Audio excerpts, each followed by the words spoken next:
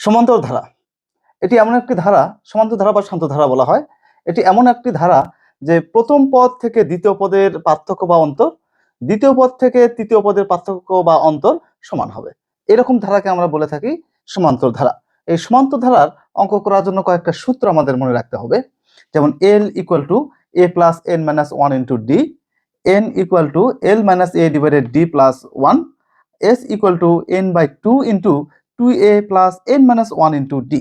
যেখানে আমরা দেখেছি a সমান হচ্ছে প্রথম পদ, ডি হচ্ছে সাধারণ অন্তর বা দুই পদের বিয়োগফল, দ্বিতীয় পদ থেকে প্রথম পদ বাদ দিলে যা হয় সেটা, এন হচ্ছে পদের সংখ্যা, এল শেষ পদ এবং এসটা হচ্ছে সামেশন বা যোগফল। এখন এই তিনটে সূত্রের সাহায্যেই মূলত আমরা সমান্তর ধারার অঙ্কগুলো করে থাকি। আমি শুরু করি অঙ্ক, সূত্রগুলো মিশিয়ে দিলাম। যেমন পরীক্ষায় একটা অঙ্ক এসছে 5 যোগ 8 যোগ 11 ধারার কোন পদ 302?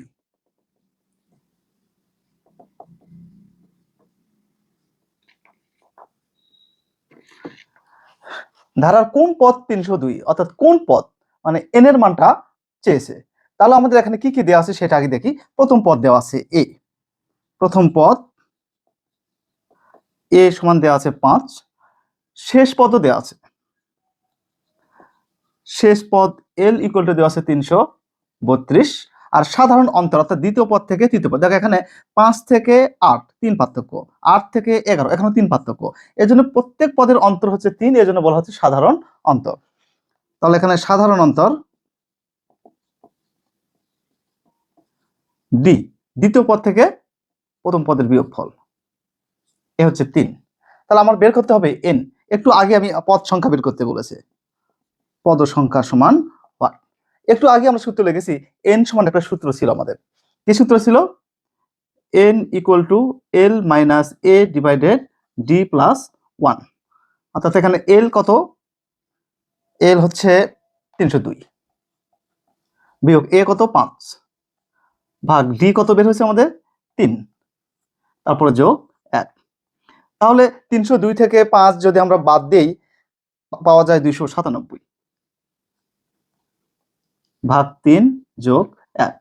3 দিয়ে 297 কে আমরা কাটি, 3 নং 27, হাত থাকে 2 2 তাহলে 27, আবার 3 নং 27 যোগ 1, এই হচ্ছে 100। অর্থাৎ এখানে বলছে যে কোন পদ 302, অর্থাৎ 100তম পদ হচ্ছে 302। এইটা এই টাইপের অঙ্ক থাকতে পারে। এবার যোগফলও চাইতে পারে, এটা মিশিয়ে দিলাম। এখন আমরা যোগফল বের করব। 3 যোগ 6 যোগ 9 এভাবে 36 সমান কত? তাহলে আমাদের কি কি দেওয়া আছে? প্রথম পদ দেওয়া আছে, শেষ পদ দেওয়া আছে। যোগফল বের করতে গেলে আমাদের কি লাগবে?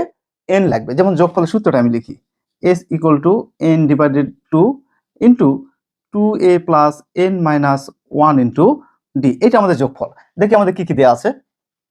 প্রথম পদ a সমান দেওয়া আছে 3, সাধারণ অন্তর অর্থাৎ ডি সমান দেওয়া আছে, দ্বিতীয় পদ থেকে যদি আমি প্রথম পদ বাদ দেই তাহলে এটাও 3।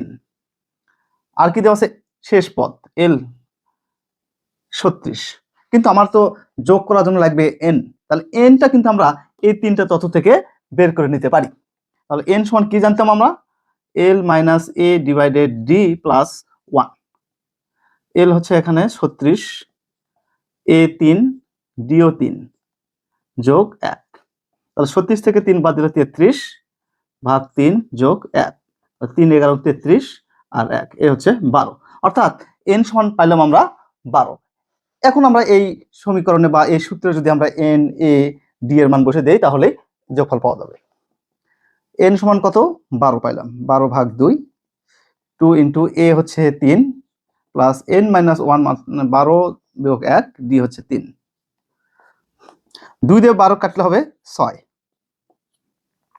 আর এখানে 3 দোকানো 6 প্লাস 12 মধ্যে থেকে 1 বাদ দিলে 11, 11 আর 3 গুণ করলে 3 11 33, তাহলে 6 গুণন 39। তবে 6 আর 39 গুণ করি, 6 নং 54, 4 হাত থাকে 5, 3 6 18 আর 5 23, এই 234। ইজিলি আমরা এই সূত্রের সাহায্যে অঙ্কটা করতে পারি।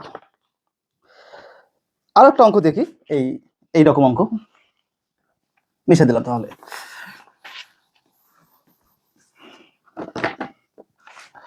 এখানে দেওয়া থাকবে 4 যোগ 8 যোগ 12, এইভাবে 60 সমান কত?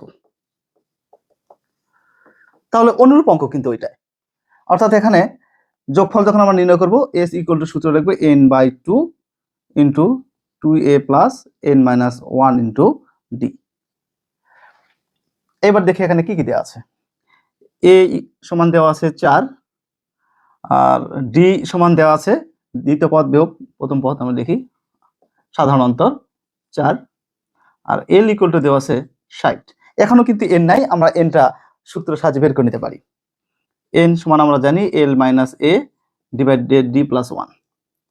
l যদি হয় 60 বিয়োগ 4, এখানেও 4 যোগ 1, তাহলে 56 ভাগ 4 যোগ 1, তাহলে 4 14 56 যোগ 1, এই 15, অর্থাৎ n এর মান এখানে 15।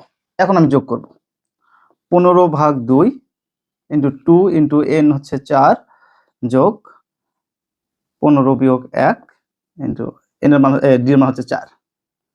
তো 15 ভাগ 2, এখানে 4 দোকানো 8 প্লাস 15 থেকে 1 বাদ দিলে 14, 4 14 56। তাহলে 15 ভাগ 2 গুণন 8 আর 56 আমরা যোগ করি, তাহলে পাওয়া যাবে 64। 2 দিয়ে 64 কে আমি কাটি, কত হবে? 32।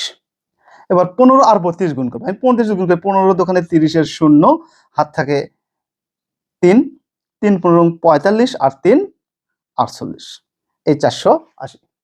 এইভাবে সমান্তরাল ধারার অঙ্ক আমরা এই 3টা সূত্র ব্যবহার করেই করতে পারি। ধন্যবাদ সকলকে।